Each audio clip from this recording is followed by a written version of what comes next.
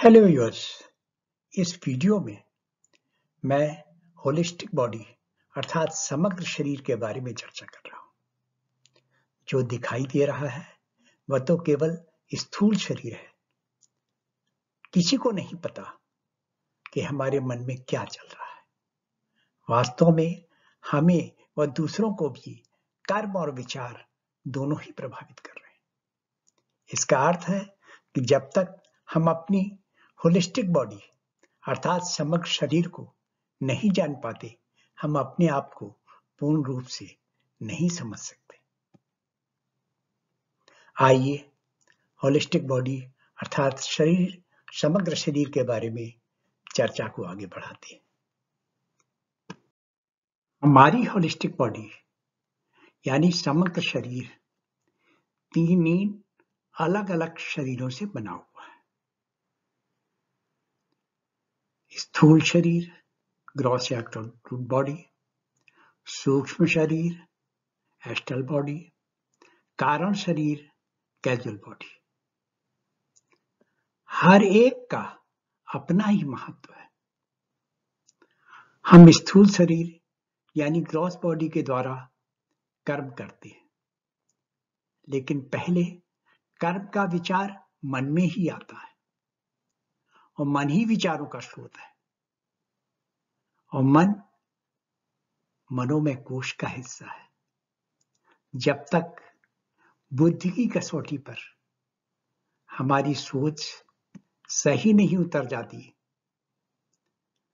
तब तक हम कह सकते हैं कि हमारा कर्म सही नहीं होगा।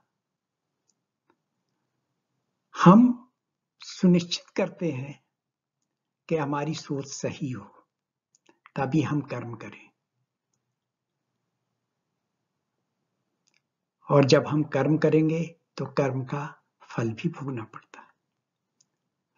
स्थूल शरीर की मृत्यु के बाद इसको नष्ट कर दिया जाता है, लेकिन हमारा कारण शरीर सूक्ष्म शरीर को लेकर और ईगो के साथ में लेकर जीव को आगे ले जाता है। किस लिए? पुनर्जन्म के लिए। और अगर कोई इच्छा शेष नहीं होती है तो फिर कारण शरीर इस आत्मा को सुप्रीम एनर्जी यानी परम शक्ति के साथ विलीन कर देता है। मन में आए अनुभव या विचार जब बुद्धि की कसौटी पर खरे उतरते हैं तो वही हमारे सिद्धांत बन जाते हैं। यहीं से हमारे सिद्धांतों का जन्म होता है और हम इसको अपने कहने लगते हैं और अहम या ईगो का जन्म भी इन्हीं सिद्धांतों के द्वारा होता है। सिद्धांत कर्म या आसक्ति हो स्वयं आत्मा के साथ मिथ्या के जोड़ लेना ही अहम है और ये अहम या ईगो सूक्ष्म शरीर के साथ ही पुनर्जन्म के लिए चला जाता है। संसार में आसक्ति ही कारण शरीर एक कैजुअल बॉडी को पुनर्जन्म के लिए दिशा दिखाता है। मन में आए बुरे विचार या निगेटिव थॉट्स हमारे स्थूल शरीर पर आक्रमण कर उसे रोगग्रस्त कर देते हैं और तथा किए हुए सकाम कर्म फल बन हमारे प्रारब्ध भाग्य का हिस्सा बन जाते और फिर हमें प्रभावित करते।